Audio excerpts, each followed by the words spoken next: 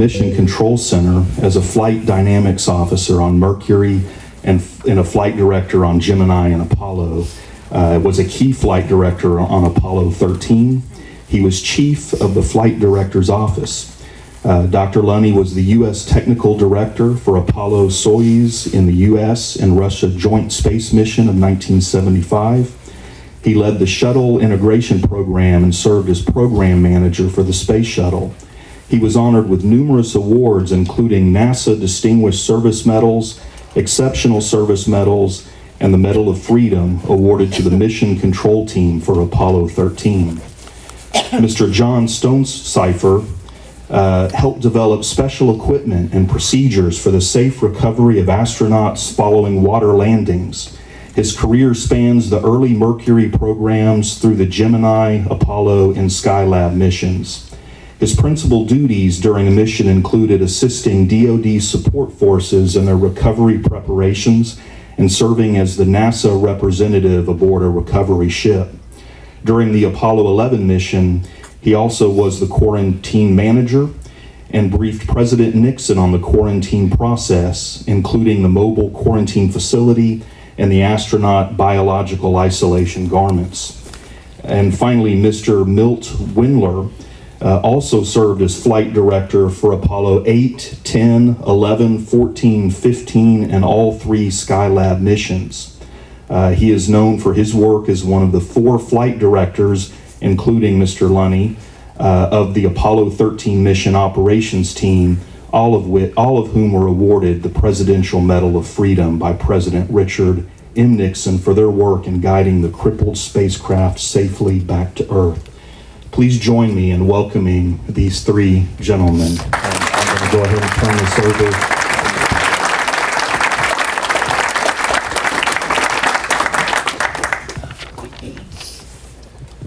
Good evening. I want to ask you to remind me if I drift away from this mic, which I have a tendency. I'm already doing that. Marilyn gives me this signal. So if I drifted off and you're not hearing me where you are, just raise your hand and indicate that. Let's see. Milt Windler's with us here today. And he's going to talk about some of the aspects of flight control. John Stonesifer is here. John was in landing and recovery, as was Milt for a while. And John participated in almost all the activities that we had at sea and in the air. So we'll try to entertain you too. But at first, you're standing on it, I think. This is, here, I'm gonna move it a little more. Good. There we go. At first, we have lost a great man in Chris Kraft. A lot of us here worked for him. And I would ask the floor, any of you who had worked with Chris, if you would just raise your hand and let's see who you are.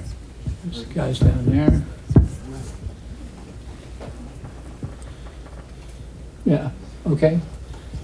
Thank you. These men will test to what I'm going to say about Chris. We found him, and he found us. And it was a wonderful team that he built. And I say this in all sobriety. I don't think we could have had a better boss than Chris. And I never much thought of him as a boss. He thought was more of a uncle or a father figure to me. And I think to most people that worked for him. I don't know what the plans are for this week, but whatever they are, they'll be putting it out. NASA has a good communication system, and they'll be putting it out for people to know what's coming. So, Sorry. I have to say that this is partly sad for me because of how long I have worked for Chris, probably most of 60 years, either 50, 60, maybe more than that. And God bless him, he was a wonderful man, he was a wonderful contributor. I talked to Frank Borman, some of you know Frank, and Frank is a straight shooting fella that says it like it is. And when I called him about Chris, he said that he thinks that we would not have made it in the schedule that we had in this decade if it weren't for Chris Graff. Chris moved things along, and that was his forte. He had a lot of other fortes too, but they weren't all pleasant sometimes. So anyway, we came along in the beginning. Sputnik went up and got everybody worked up about the space program. As a matter of fact, this landing ceremony by Neil Armstrong is a wonderful memory of the time that we had in the program, and it was a special marker, I guess, for the program. Although we had lots of flights, we had lots of astronauts, and they were all great, every one. So, including, of course, the Apollo 11. Sputnik came along a long time ago, and it changed our world and what we had to do. And it was surprising, this young president picked up on it, President Kennedy, and he was the fella who was willing to bet that we could beat the Russians. He didn't start off with that, but he knew it was a big chore, and he knew it was a difficult chore, and God bless him, he made his contribution, and then he left us much too soon.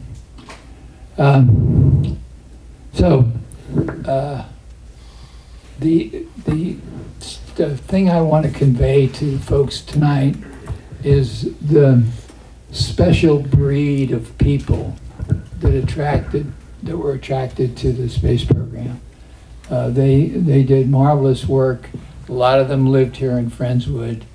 I can't run through the names because it's a couple of dozen names right from the beginning. We knew we had to do something about the situation the country was in space theater when we saw what the Russians had done. And I have to say that I went back and read some of the history again, and it was quite remarkable how quickly the United States government moved. Hear that? You know, you can move fast when the time is right and the inspiration is right and the intentions are right. It really moved very quickly, and by 1958, we had already had a charter for a new agency called NASA, and it was beginning to work that way. I was pleased to be part of it. I managed to walk in off the street after co-oping up at Lewis, and I arrived at NASA in the summer of 1958, and George Lowe was the branch chief of the branch I was put into. So I had the best of the best guiding me, but then he quickly left. They drafted him to headquarters to help them with the Mercury work, and then eventually the planning for what was going to come after the Mercury flights. So I was with him for a short time, and then he was gone to headquarters, and it was interesting to see how quickly he rose, and they didn't want to let George go, although later George became our deputy center director down here, and he became, after the fire, he became the program manager. The engineers started to show up, and it's interesting. I have to say, I found myself corrected when I went down here and looked at the case. They have more people coming from Avro than I realized. Mm-hmm. They had it 40. 40. And I thought there were more like 30-some. But I'll take their number. And we had a group from Langley. It was the core of the Space Task Group, being led by Bob Gilruth. And by the way, most of us did not work very closely day to day with Bob Gilruth, but Chris always made a point of telling us what he was doing and telling us how proud he was of the job that Gilruth was doing for the program.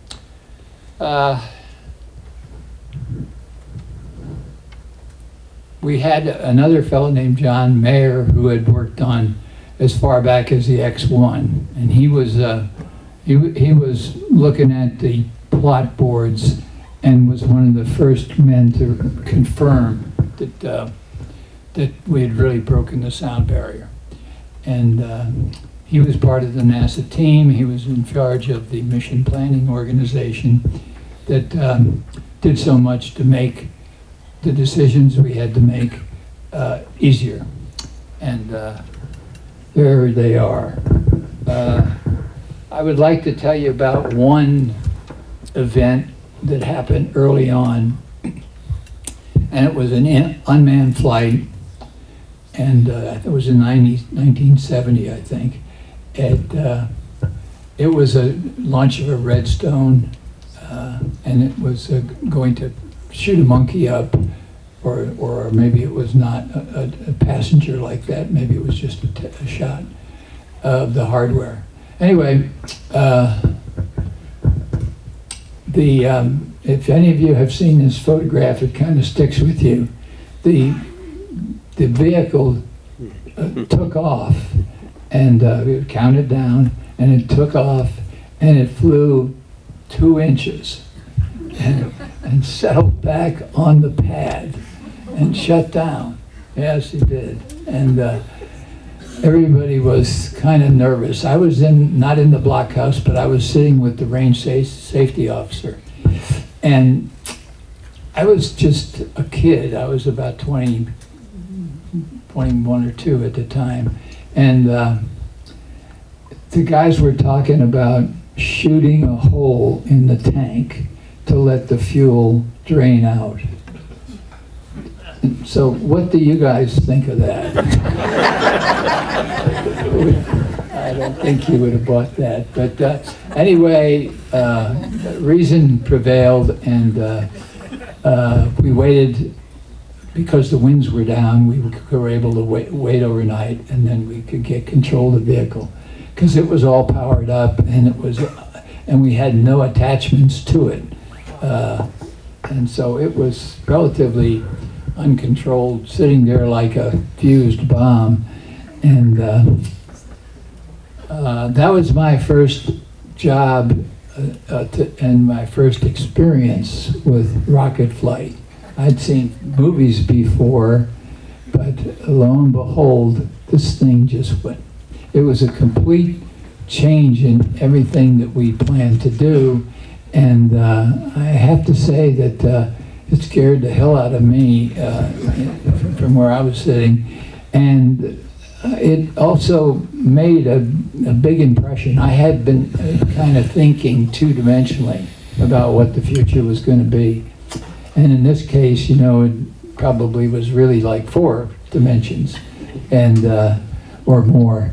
Because once you get something like that happen, everybody wants to monkey around with it, and you're not sure which monkey is going to help you and which monkey is going to hurt you. So anyway, I came away with a much wider appreciation for what was going to happen or what could happen. I would like to talk about Chris as a flight director, because that's what he was for us in the early days. And he was a very interesting guy. He knew what he was doing. He knew what was coming before the rest of the people really did. He was very clever at that, and he was able to see what was coming, and he would prepare his team, us, to help him with that. And it was a marvelous performance. And after a while, I had seen Chris do this time after time, where he would figure out what was coming and what we needed to do. And I have to say, I remember vividly saying, I want to be like that guy. I want to be like him. I want to be able to see what's coming and help everybody get ready for it. I never did succeed at that like he did, but it was a fun time. I'm gonna do it on time. He was a quick decisions. He had a lot of faith in those of us who worked for him. I'm not sure why he did, but he did. One of the things he did when we were doing a simulation, we had the whole network up. We had all of the sites called up all around the world, actually. And he had been trying to run simulations, and we had to have a hold and then a scrub at that time. So we had a delay of some time. And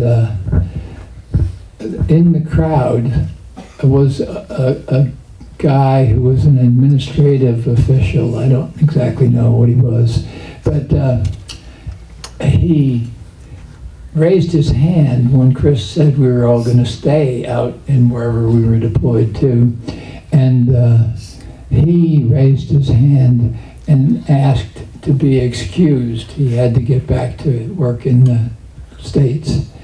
And I sat there saying, I've never seen a guy shoot himself in the foot and get a reply to how it feels in no time at all. And Chris invited him to stay with the rest of us.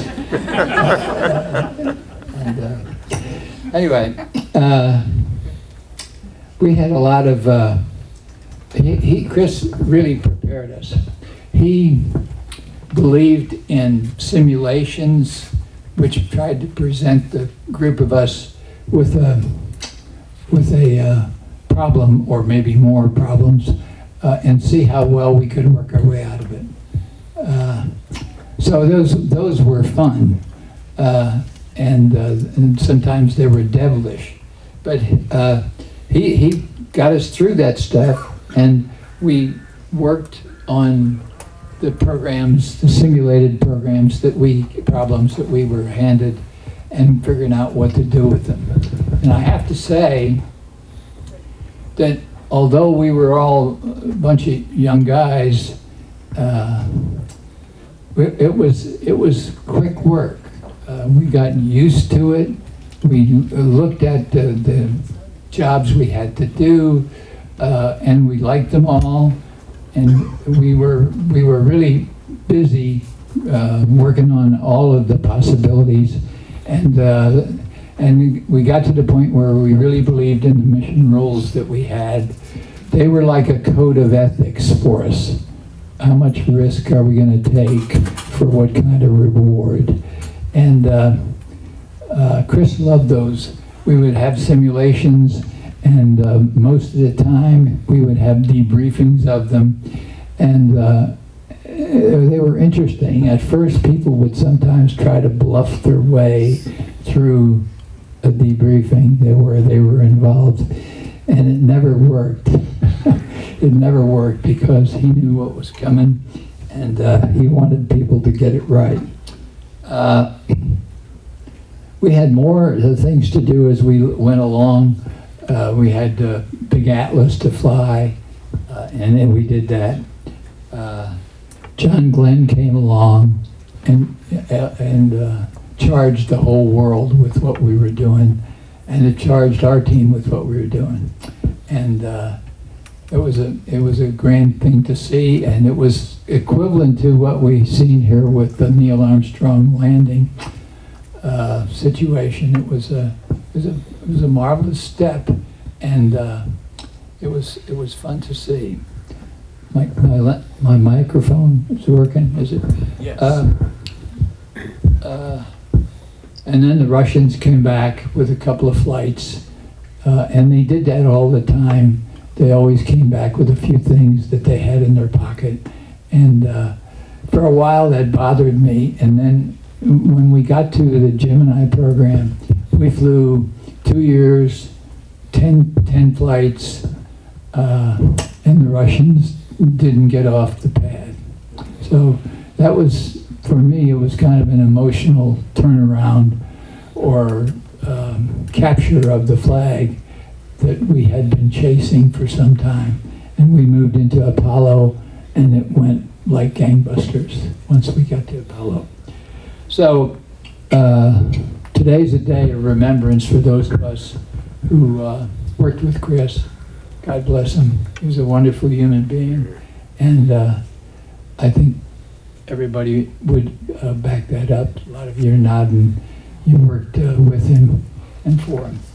So with that, I'm going to turn it over to Milt. John. You want me to go? Yeah. What do you want?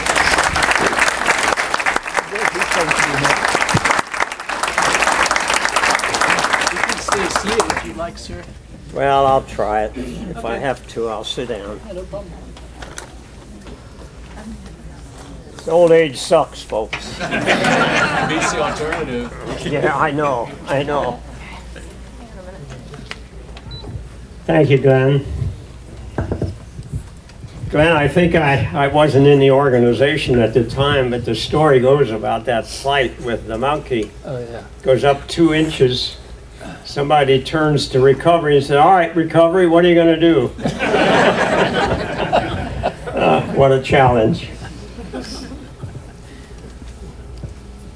Well, since the U.S. decided to launch over water and land on water, it's pretty obvious we're going to need ships and aircraft.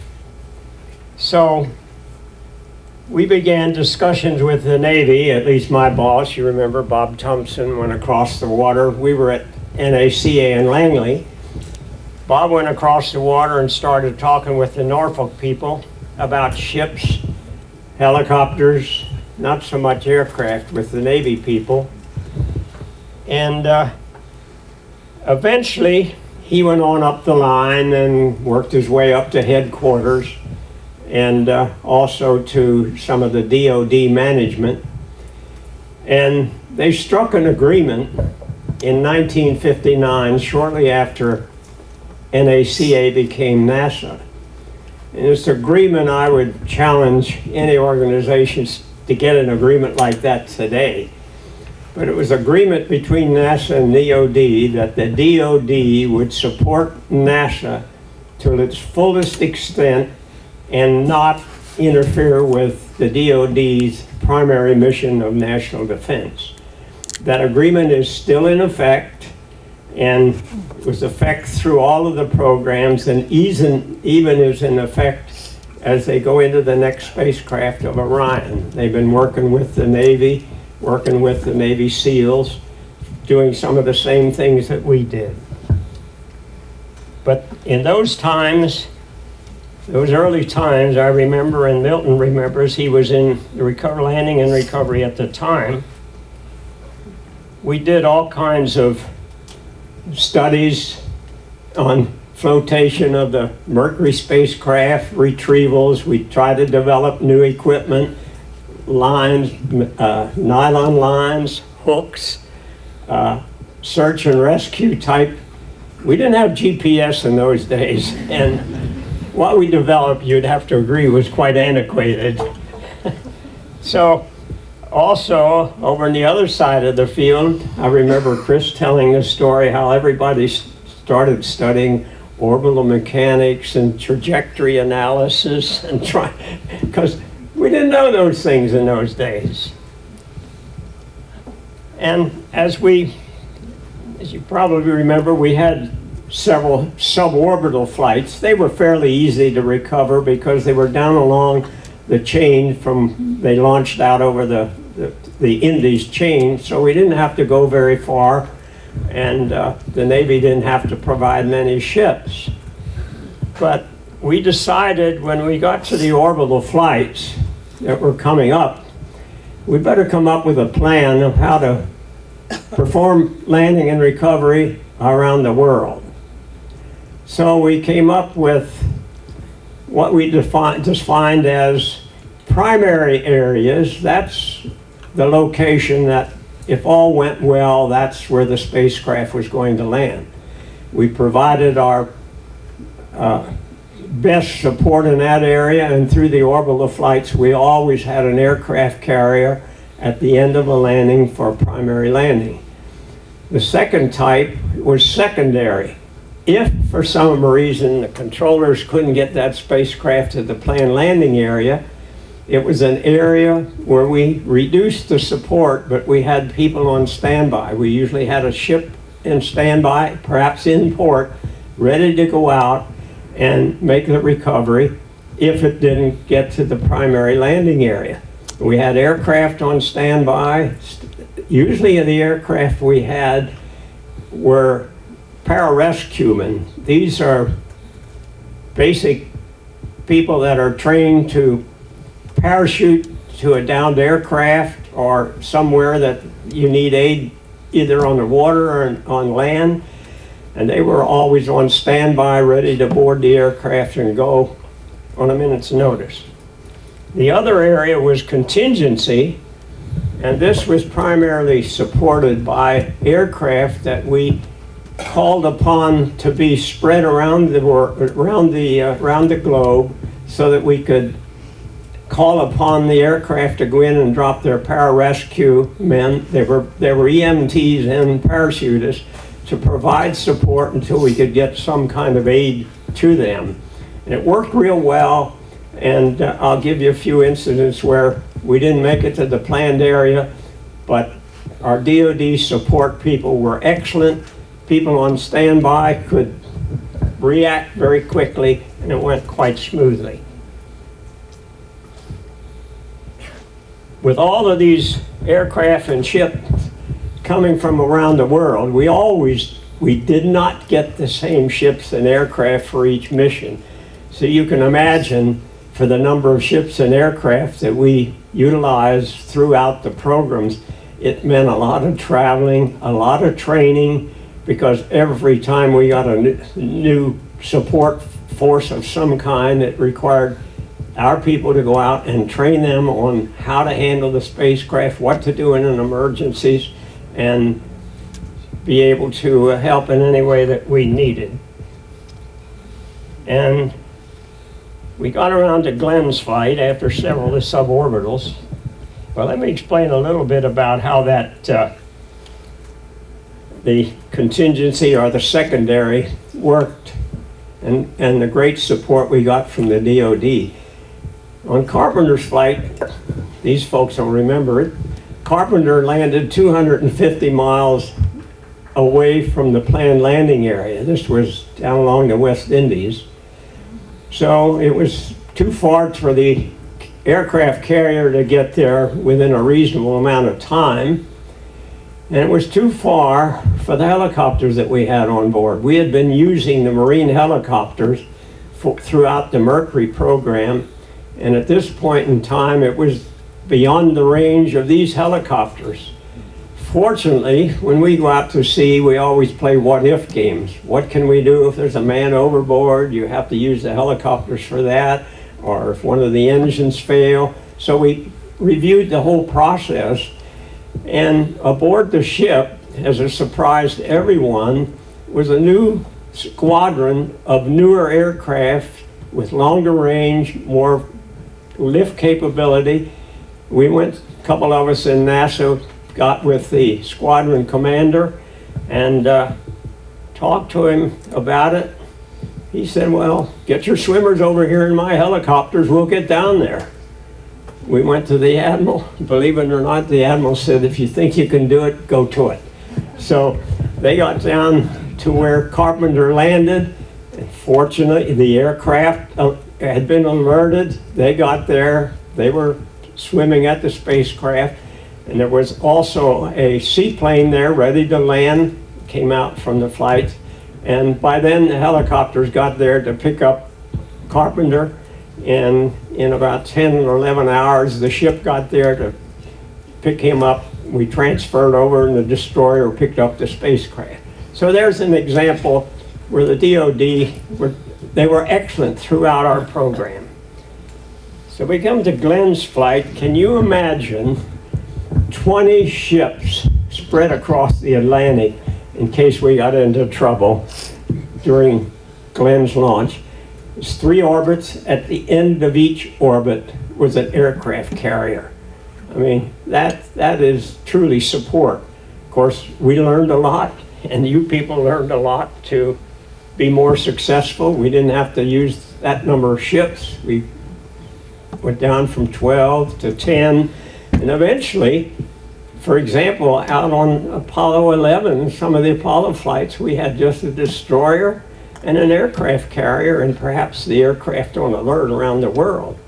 Once in a while, we had a destroyer that was perhaps not needed for our operation, but it was needed to keep some of the Russian ships in the air away from any interference that might occur.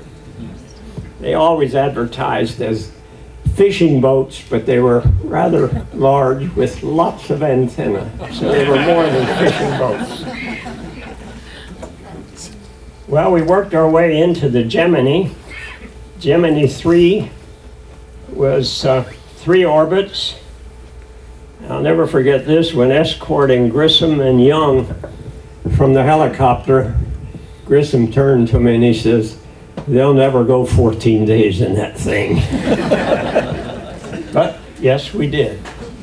Then we had Gemini 4, and that was a very important flight for all of us because it was the first time one of the astronauts got out of the spacecraft and engaged in EVA activities.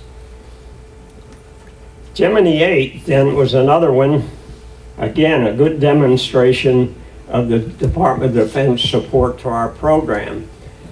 Gemini 8, they determined was having a problem, and decided it could not make the planned landing area, so they chose a secondary area that gave them a chance to monitor all the problems that were going on, and decided that it could land there. It landed there. Again, a Navy ship was standing by in Okinawa. The airplane was standing by also, flew out, dropped the pararescue, and within about 5 hours, the ship arrived and picked up the spacecraft, and also the personnel, the crew, took them back into Okinawa, and they were on their way to Houston. Gemini had as Glenn said earlier, a number 10 flights. I'd like to work into the Apollo, because we all want to hear about Apollo 11, I guess.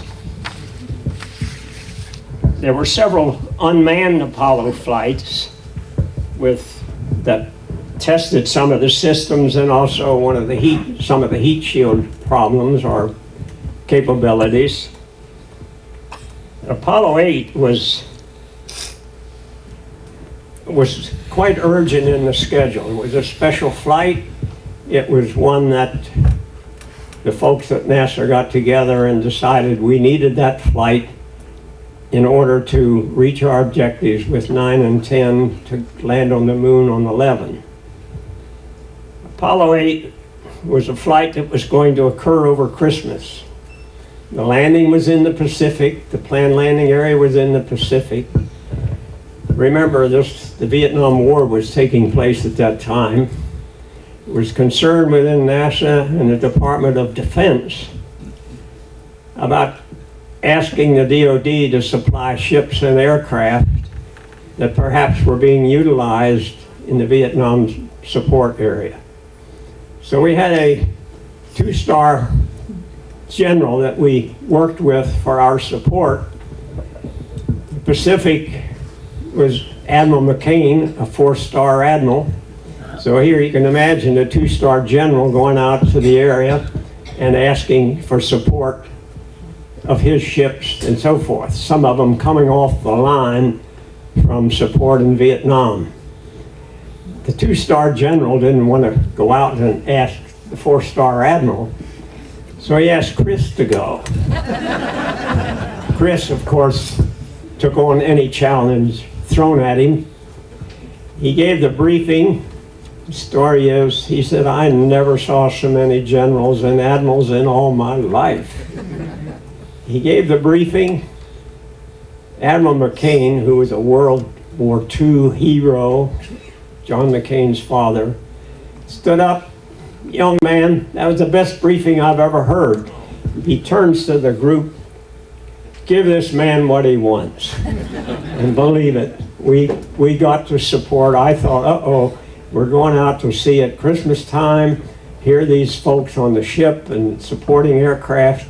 Uh-oh, here come these NASA weenies, and we're not getting our leave. We're not being able to see our families over Christmas. Believe me, they were great. 9 and 11 were scheduled after 8, and we get into Apollo 11, and I would prefer that one of you take the stand, and then I'll get over to some of the challenges, the extra challenges we had with Apollo 11. So, Milt. Well, Glenn, what do you think about that? I don't know what you mean by extra. We'd already gone to the moon a couple of times, so we were kind of experienced with the trajectory part of it, which was a significant thing. We'd worked on rendezvous also, and so I like to think of 11 as being one that we had demonstrated everything, and it was just a matter of with nothing went wrong, which it didn't. It was really a pretty smooth flight, and considering some of the things that happened later on, it was pretty, I guess, successful. You got some comments on that, Glenn? I like the word successful. Right, we all like successful, and that was even true in 13. It was successful because we watched the crew get out and walk across the deck of the ship, and that was the main thing. But 11 was, it wasn't anticlimactic, but the big deal was, of course, getting the landing on the moon and coming back to the recovery part was. Everybody thought that was all easy, and except it bothered me because I knew that people drowned in the ocean, and they had happened, and I didn't ever felt good until the crew actually got on board the carrier. They lit cigars in the control center a little too early, in my opinion, but that was okay. But we were happy to do that. Are you going to keep going, John? Well, yeah, it's Apollo 11. John, you can stay seated. John just did that so he could sit down. Yeah, right. This old man needs to sit every now and then. Okay, got it, okay. Watch out, you're cooked. Hang on, you're caught. Safety first. But I always think that, Watch it for the cord there, John. okay. Gotcha. I always think that the recovery story is always the untold story. You see all the celebrations, all the photographs and so forth. You never know much what goes on out there in preparation. And as I said, we play all kinds of what-if games. If this happens, how we do it, and we had practiced diligently throughout all of them. The Mercury, Gemini, all our equipment was developed and working well. And Glenn mentioned simulations back here in the control center. We had so many simulations out there at sea. Each one of the ships going to sea had what we called a boilerplate. Just a big hunk of metal that was the same size and shape as an Apollo spacecraft. What we would do is put it overboard, sail away from it, and then see if we could find it, the blinking light or the buzzer, the beacon that was on that, see if we could find it, take the helicopters out, drop the swimmers, go through their process of putting on the flotation collar, and the ship would come over and retrieve the spacecraft. So we had, I think, 6 or 7 of those before we ever got to the end of mission. So the swimmers always complained because they had to dry out their equipment and start all over again. And the aircraft supporting us did very, very much the same thing. They'd get from their base, they'd get some port tug or whatever to take a spacecraft out, drop it in the water, put the light on, the flashing light and the beacon, see if the aircraft with its search gear on board could find it. They'd go out and drop the pararescue, and the port ship would come by and pick them up and go back to the base.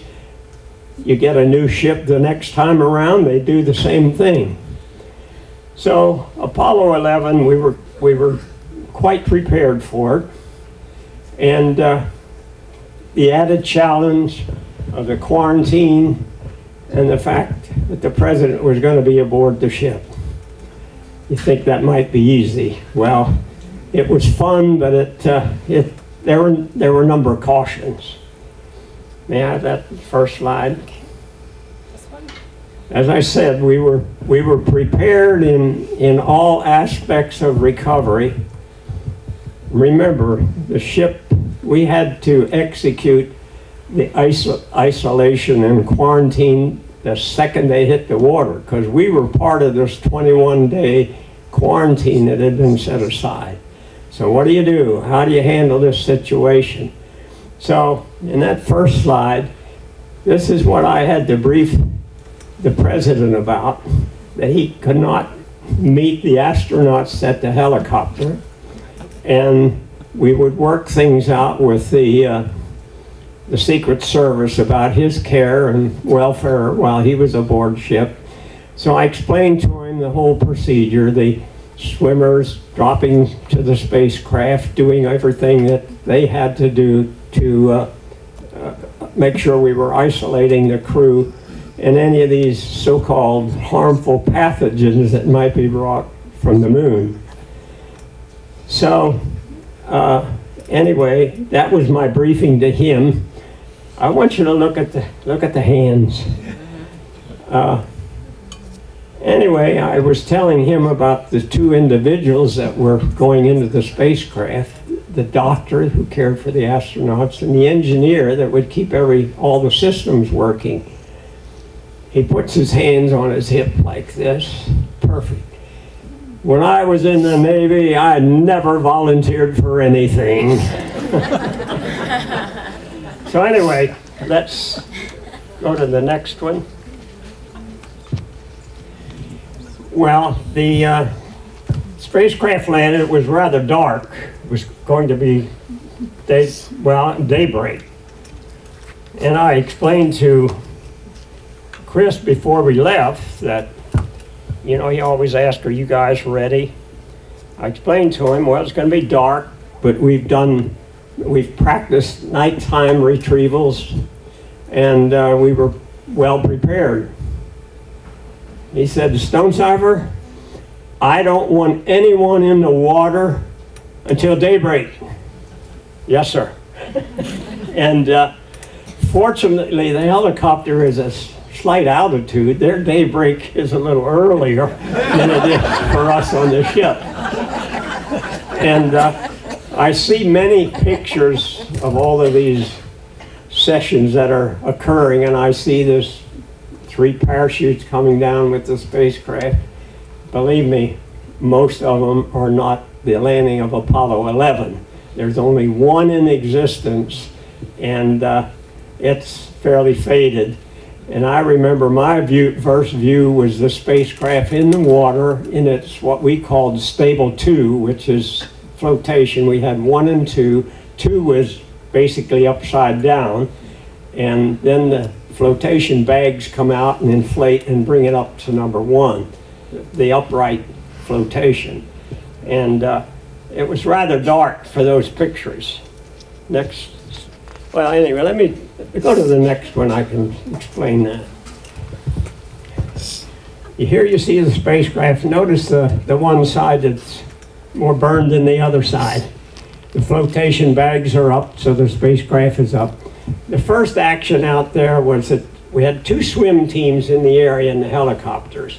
These were UDT people, believe it or not, were just brought in to support us from Vietnam. And great people. The UDT later became the SEALs organization. And quite a bunch coming back into this arena coming from Vietnam. I had a challenge in getting them to exercise the fact that this is a historic event. Fellows, people are watching around the world. They began to calm down, and they were jumping out of helicopters at altitude, putting stickers over everywhere, and but they were very cooperative, and we've remained good friends with them ever since. The swimmers would approach the spacecraft and put the collar on. Those were the swimmers that dropped out of the helicopters. They then moved upstream again to ward off these possible germs coming from the moon, because the spacecraft, the lunar module, had rendezvoused with the tip of that, so therefore you could say it met with some of the lunar germs that were up there. So then the swimmer, who is the chief swimmer, who is dressed in a biological garment, he goes to the spacecraft, opens the door, throws in the biological garments for the crew. Then they come out and he scrubs them down. Next view, I think it's the next view.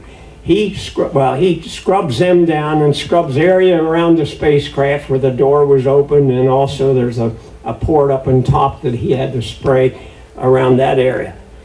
So then the helicopter comes in, the recovery helicopter comes in, picks them up into the helicopter. There's a flight surgeon in the helicopter, quickly makes an evaluation. The helicopter comes back, lands on the ship. Next one. Here they are coming out of the helicopter. They're in their biological garments. Somebody pointed out to me the other day, notice Mike is in a hurry to get into that MQF. He wasn't feeling so hot. Of course, I kept saying, gee, I hope it's not lunar germs. And it was probably that seasickness. And these suits were quite warm. And once the scientists and the doctors analyzed all the lunar dust and so forth, we eliminated the biological garments for Apollo 12, the second one, and we didn't have to take the precautions that we did in Apollo 11. And the flight surgeon was in the helicopter. He's walking down behind him. Next one. Okay, they're safely in the mobile quarantine facility, and this is when the president comes down and greets them and praises them and says a lot of good words. Next one. Here they are at comfort in the mobile quarantine facility. They were quite anxious to read some of the newspapers and see any photographs that might have been transmitted from the moon. They were very anxious to see all of those. They were quite comfortable. It took us about 3 days from this point to get into Hawaii, where we unloaded the MQF, put it aboard an aircraft, and flew it back to the Johnson Space Center. we then took the mobile quarantine facility and linked it to the Lunar Receiving Lab, where they could go in. Then we closed the mobile quarantine facility until everything was clear to open it. Next one. All right, now we got to get the spacecraft on board. So here the original swimmers are in their swimsuits. The decontamination swimmer, he's gotten rid of his biological garments. He sank it in the ocean. So he did swab it down and spray it before he did that. So that was a rationale. We aren't causing global warming by polluting the oceans. So next one. Now, when we get the spacecraft aboard, remember the rock boxes are in there. All the film from the lunar surface, their activities are in the spacecraft. They've seen lunar dust. Now, we have to get them out of there quickly. So we connect the spacecraft to the mobile quarantine facility with a tunnel. The engineer in the mobile quarantine facility comes out, opens the door of the spacecraft. So it's all as one, operating as one unit. The airflow is from the spacecraft through the filters and so forth in the mobile quarantine facility. He goes in, removes the film, removes any personal items that they want out of there, and removes the prize, the rockets, or the rocks, I'm sorry. So, next slide. Now, there we are. The big goal, bring those lunar rocks and film back immediately. So they're passed out of that mobile quarantine facility through a transfer lock where the boxes are submerged in chlorine and wiped off. We send them back. There were 2 boxes.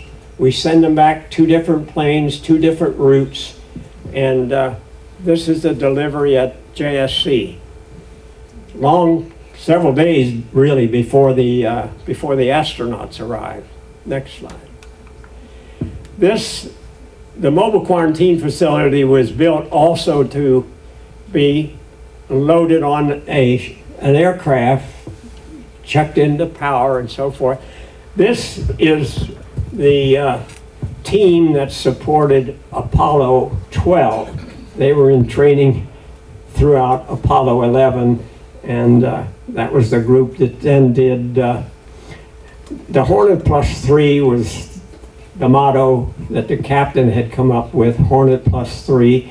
I thought he was clever on 12. He said, 3 more like before. So next one. Now, after the spacecraft is offloaded at Hawaii, it's the external part, of course, is decontaminated, and it go into a special facility where they make sure all of the fuel that's not been used and so forth is purged from the vehicle, and it's wrapped up and sent back to Houston. At Houston, it's taken into a special facility in the Lunar Receiving Lab, and at that point, all of the equipment and so forth in that is sent out to its proper places within the Lunar Receiving Lab until the 21-day quarantine period is over. Next one. Here we are at Ellington, and the wives greeting the astronauts before we take the the mobile quarantine facility over to the Lunar Receiving Lab. That was Apollo 11.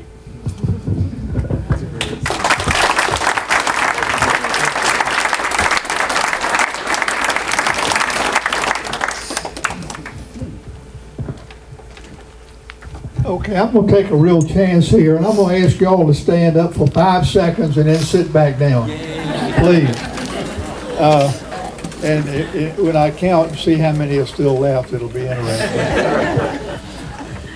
While we're doing that, though, I want to tell you, I can't resist telling you a little bit about how I came to Friendswood. I was in the group that came here from Langley in 1962, a little advanced of some of the guys, but behind others. And I knew I had a couple of years to find a place to live. And I started looking around, and I was from a small town, and I liked the situation in Friendswood.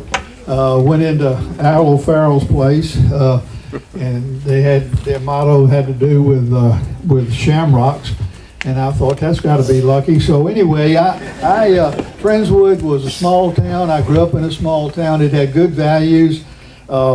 I even liked the airplanes that used to fly over into Ellington, because I've been around airplanes all my life growing up at Langley Field. So the thing that cinched it, though, was one day I went in to get gas at Arden Hill service station, and there was a sign on the door that said, "Closed, gone to a family reunion." This is on Saturday. I thought, this is my kind of town. And so we bought a lot and we built later, and we've never looked back. It's been wonderful living here. But I wanted to talk a little bit about flight operations, I guess. You know, the movies portray the super flight director. The Apollo 13 movie is a classic example. They got a guy playing Gene Kranz, and he does everything from launch to entry. And for 7 or 10 days, whatever it was, and he's Superman. And of course, that's not the way it was. We actually had 4 or 5 teams that were working, and we divided the mission up into phases.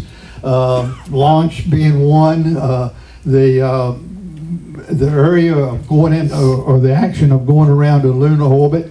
Then we had the lunar descent was another phase, and you've seen that a million times on TV. And we had the activity on the lunar surface. On Apollo 11, I don't want to say this, well, it was really minimal. I mean, they only had a few hours that they could get out there, and they had to grab up all those samples. They brought back 2 boxes, as you saw. And as we got more confidence and more capability in the spacecraft, the lunar module, we invented more equipment. We had the Lunar Rover, which allowed us to move around on the lunar surface for quite a distance, and we brought back hundreds of pounds later on by the time we got to 17. And I have never seen a picture of the Lunar Rover being deployed. I've had it described to me. The crew is packed on the outside of the lunar module. They pull down a lanyard, and I assume this is something like the overhead door that goes into your attic. I don't think it's quite like that, but anyway, they pull it down, and this package comes out like a big suitcase, and it just opens up, and there's a car, and it's ready to go. I don't know how they did that. Have you ever seen a movie of that actual? There must be one somewhere. But that was done at Marshall, and that's a great example of engineering that's gone into the whole spacecraft system. But anyway, that was another phase, and then we had the ascent off of the lunar surface, which Glenn did quite a few of those. A little cabin, more or less, off the top of the lunar module, jumped off the moon and came back and rendezvoused, and they discarded that, and it all got back in the mothership, so to speak, and blasted out of lunar orbit and came back to Earth, and it was all downhill from there. We just had to kind of tweak the flight path, and it landed down, and our friends in recovery picked us up. So we had these teams that were the tip of a thing that's been described as a big pyramid. We have everybody looks at the flight crew, and they talk a little bit more about the flight directors, but underneath them are all these people working at the different consoles, and behind them is another group, and for each one of them in what we call the back rooms.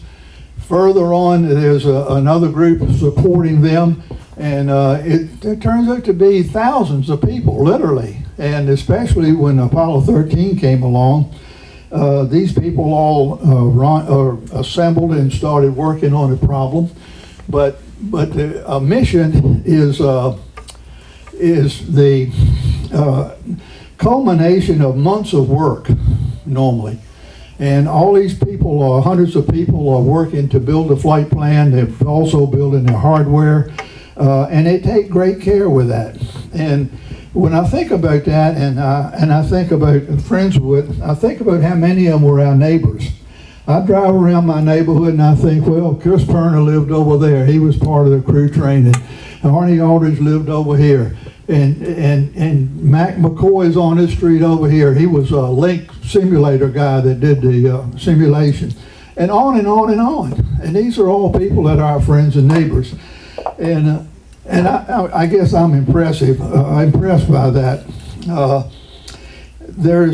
You even go through Imperial Estates where the flood wiped everybody out, and it's, I think, 4 houses there or 3 or some number like that, because they raised their houses, they wouldn't leave, but everybody else is gone. But you know, their influence and their experience still lives on, and some of the folks have passed on, some have moved, and some are still here, as we know about. But then I want to talk a little bit too about what made Apollo work. There was a lot of dedication and focus. It's been mentioned before about the competition we were having with the Russians. A lot of us were involved in the Cold War. Some were in Korea, some were in even World War II that were working on Apollo.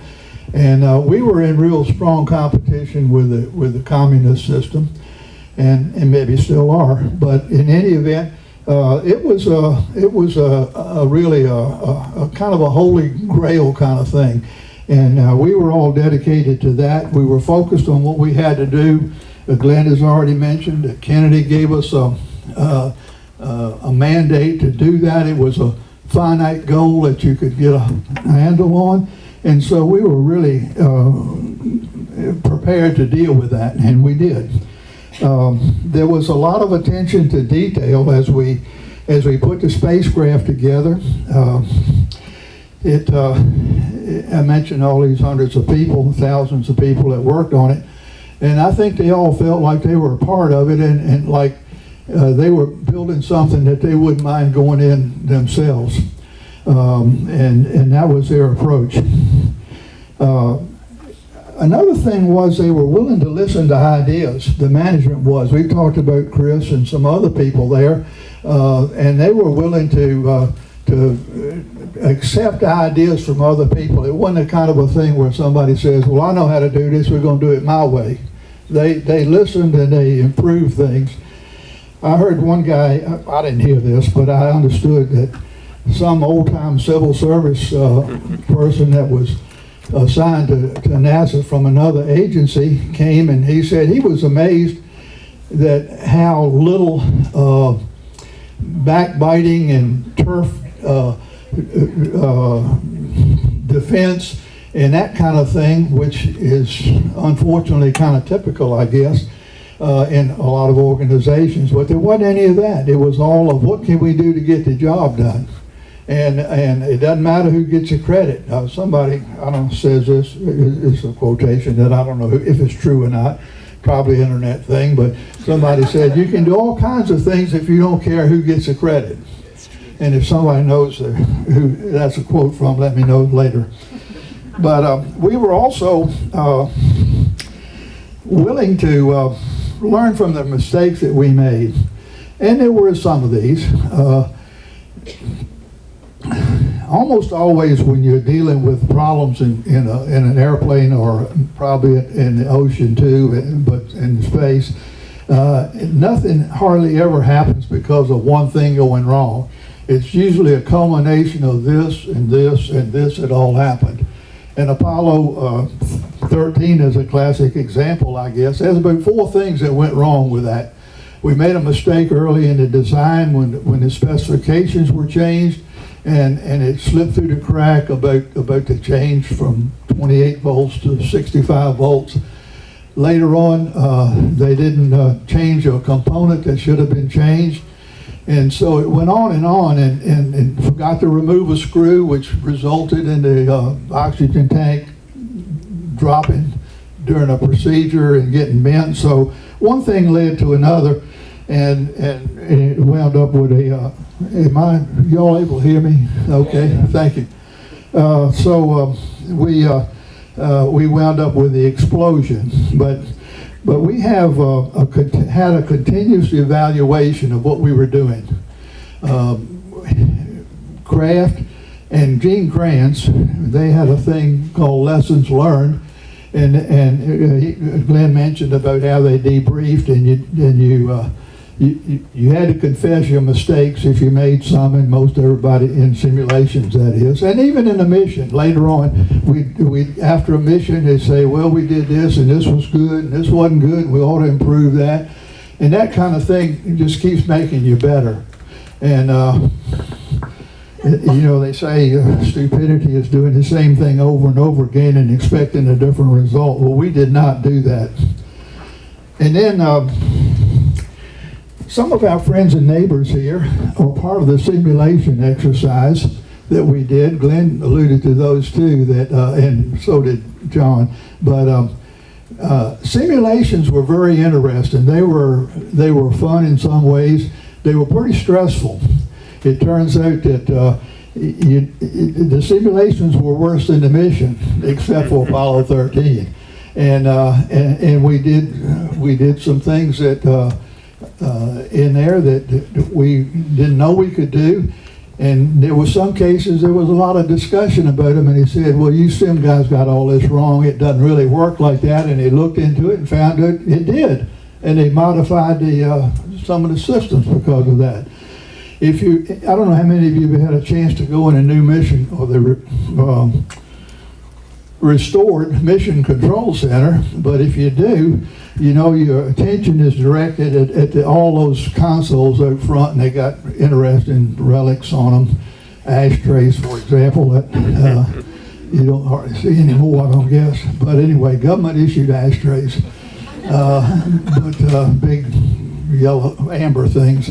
But if you look off to the right, if you're facing the viewing room, off to the right there's a little room, and it's got a photograph on the window there, at the window, and that's the recovery area that John was talking about. And that had, I don't know, 5 or 6 consoles and maps and things like that. And next to that is a very ordinary looking room, and if you don't know it's there, you don't even see it. And that was a simulation room. And I think probably the simulation room was, or the simulation aspects of Apollo were probably more a part of the success almost than anything else. It was incredible the stuff that they could do. On Apollo 8, they had a sim that resulted in a brief look at the lunar module as a lifeboat, and which we had to do on 13. And there were other instances like that caused the flight control people to think of some things to do. There were some navigation procedures and things like that. But it struck me, or strikes me, that I said that 11 was pretty straightforward, and in a way it was. It was only a straightforward thing because of the dedication of all these people that had participated in it. We think of it as a pyramid, the operation, and it strikes me sometimes that it's a whole lot like a fire ant pile. After a rain, those fire ant mounds pop up.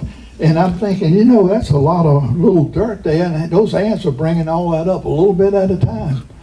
And I guess that's the way Apollo kind of was. There's thousands and thousands or millions of components on that rocket, and all of them got to work. And some person does all that stuff and gathers it up, picks it up. So I think that in summary there, that the thing you've got to do is, as you're going through, can I say, life, and we did in Apollo, you got to recognize what's going on and learn from mistakes and learn and change your activity. I think you can live your life like that too. And what we did in Apollo is a good life lesson for everybody. There were a lot of things about it. People got a chance to see the Earth as it really is, and this bright blue gem of a planet that's better than any other thing that we've got in our solar system. And we need to learn from that, I think, and learn to work together and try to get things done like that. And that's my Apollo story. And I hand it over to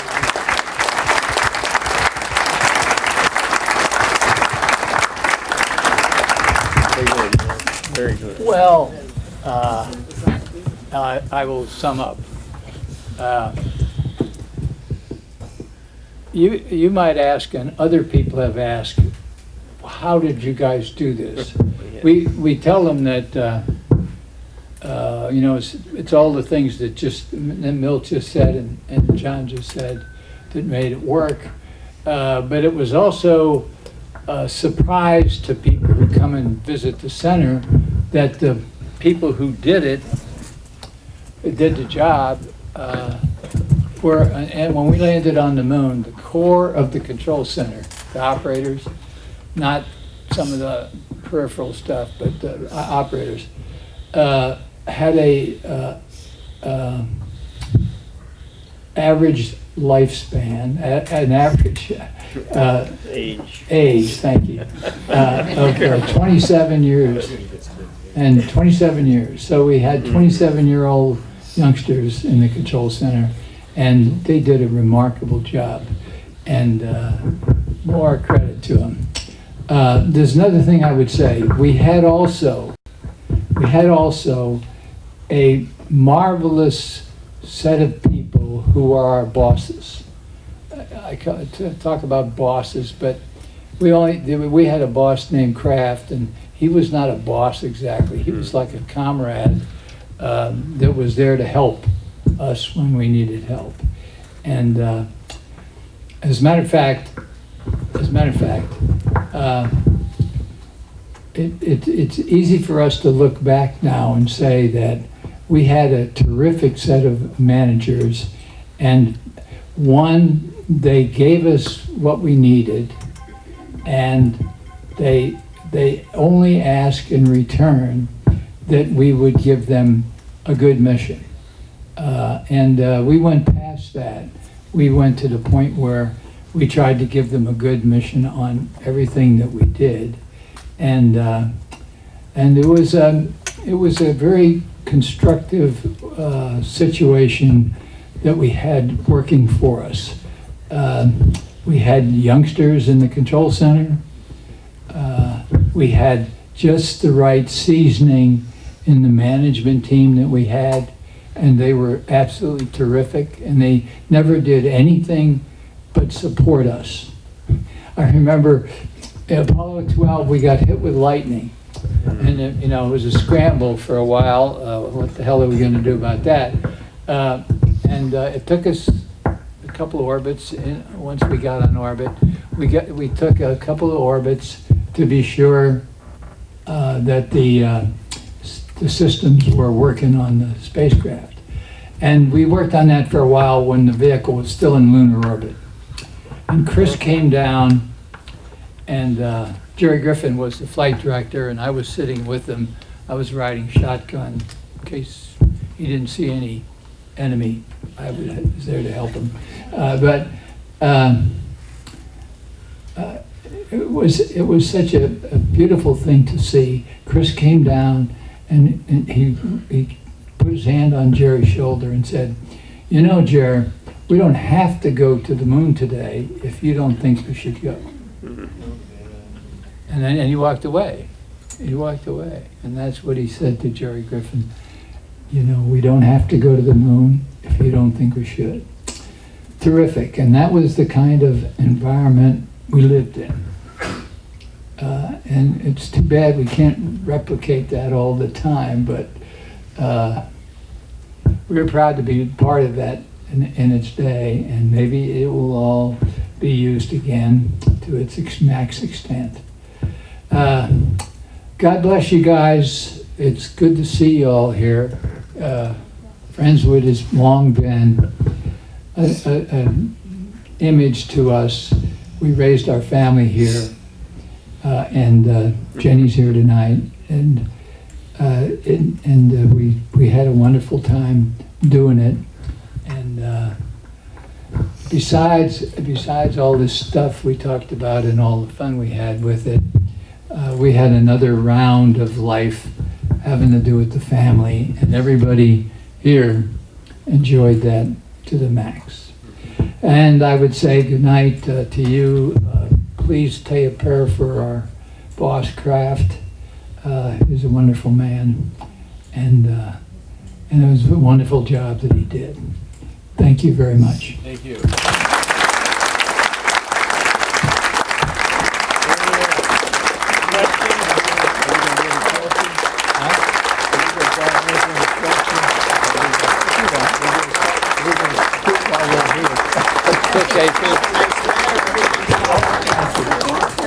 Thank you. Thank you.